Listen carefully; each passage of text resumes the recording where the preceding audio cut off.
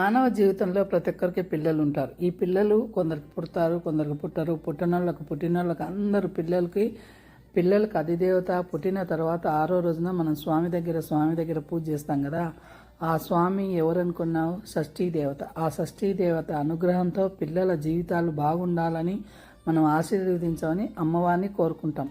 ప్రతి నెలలో అమ్మవారిని పూజించాలి, లేకుంటే ఈ విధంగా సుబ్రహ్మణ్య స్వామిని పూజించుకోవాలి. మంగళవారం రావుకాలంలో ఈ విధంగా మట్టి దీపాలు 6 పెట్టి స్వామికి అభిషేకం చేసి ఈ విధంగా స్వామి సుబ్రహ్మణ్య షట్పతి శ్లోకం కానీ భుజంగ శ్లోకం కానీ చదువుకోండి.